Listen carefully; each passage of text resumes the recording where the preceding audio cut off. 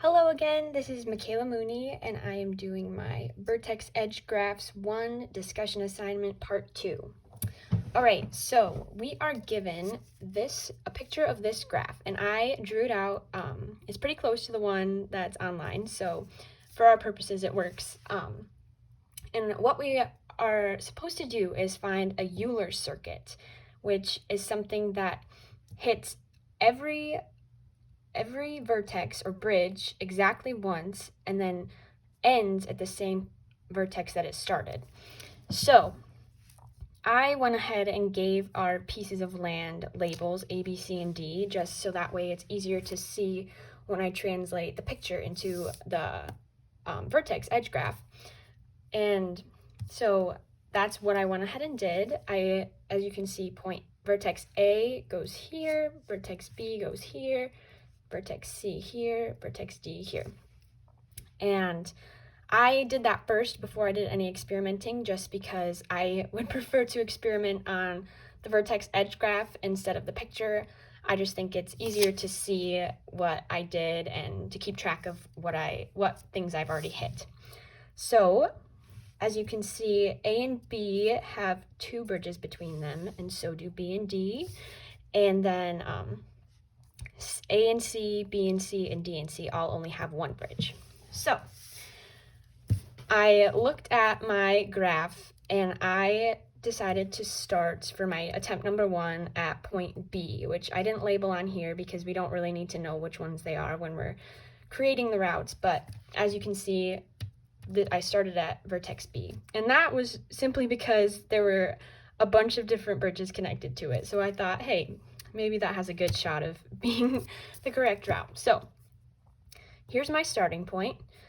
I went here, here, here, here, 5, and then right here you can either go 6 or 6. So that's why this is in parentheses right here. But either way you go, that's going to be the last point you go because there's no other, we've already used those edges. So let's say we went this way and this was our ending point. First, it's not good because as you can, we've missed this edge. And so strike 1. And then strike number 2, we are not ending at the same point we started. So no good. So then try number 2. I wanted to, since there's so many different edges coming off of this vertex, I was like, let's try it one more time and try a different way. So starting at vertex B again, I went 1, 2, 3, 4, 5, 6. And I don't know why this says end. This is my ending point. So again, we missed an edge, so strike 1.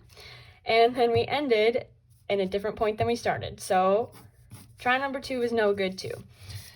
So after trying 2 at that point, I was like, let's try a different starting point. So for try number 3, I ended up starting at this point, but I just wanted to make note that these 2 points are mirror images of each other. So if you were to cut them in half right there, you could fold them onto each other. And that just means that these 2 points would give similar results because they're mirrors. So I'll show you that after we go over this first one. So if we start here and we go 1, 2, 3, 4, 5, 6, we end here, which is the opposite of our starting point. So no good. And we've missed this. No good. So back to the mirror image concept, if we were to start here and do the mirrored version of our old, of the other path, and let's say we did 1, 2, 3, 4, 5, 6, we would still miss this exact same one that we missed earlier, and we would end at the opposite side. So you can keep that in mind when you're testing testing routes, because that keeps you from testing basically the same one twice. So that one didn't work. No good. Let's try at vertex C. So this is my attempt number 4.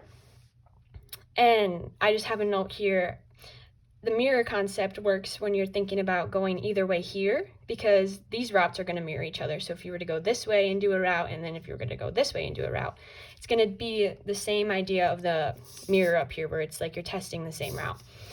So we're starting here, and let's say we go 1, 2, 3, 4, 5, and then same thing as up here, where you could go either way.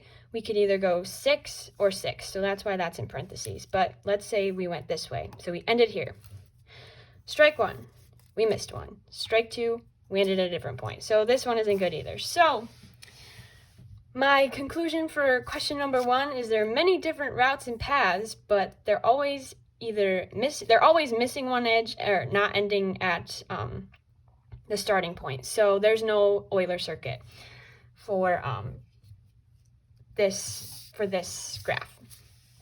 So question number 2, I already showed that, but this was my graph that we were using for my examples. And this graph actually has 4 vertices. So as I showed you, there's 4 plots of land with the bridges connecting them, and that translates to 1, 2, 3, 4 vertices with 7 edges. So 1, 2, 3, 4, 5, 6, 7, and 7, those edges are just represented by the bridges that connected the land. So 1, 2, 3, 4, 5, 6, 7 bridges, 7 edges. So after all of that trial and error, the question said we're allowed to retrace 2 bridges. Very exciting, because that means we can actually come up with a circuit for this that works. So let's take the last example that we did before and see if we can retrace and come up with an answer. So we're going to do the same exact pathway that we did before. So we start at vertex C, and we go 1, 2, 3, 4, 5, 6, and now we're going to do our first retracing. 7, so we went over that one twice, 6 and 7, and then we didn't hit this one yet, so 8, this was the one that we missed in the previous one, and then our second retracing, 9, and yay, we did it. We ended up at the start, and as you can see, we only retraced 2 because we hadn't hit this one yet, so it doesn't count as a retracing one. So yay, this one works. Let's try it with another one of our, let's try it with our attempt number 3. We're going to do the same exact route that we did, but we're going to try and retrace so we can get back to our starting point. So we're going to go 1, 2, 3, 4, 5, 6, 7. This is a retrace of our second one. 8, and we haven't hit that one because, see, we missed it last time, so we hadn't hit that one. And then 9. That was our second retrace. So we retraced here and here, but this one didn't count because we missed it. So we had our 2 retraces, and we started and ended at the same point. So yay, that one works too. Now I'm going to try one more with the first starting point that we did, just so we can see that it works for that one too. So we start here, and we go 1, 2, 3, 4, 5, 6, stop and retrace immediately. We didn't do that in this one. We retraced like 7 and 2 and 5 and 9, but for these two we're retracing immediately. So you have to keep that in mind, that there's different points you could retrace at. But so we went 6, 7, retrace 1, 8. We had missed that one last time, so it's not a retrace. And then 9, and we retrace our 4. So we retraced 2, we started and ended where we were, and we hit everything once. That one works too.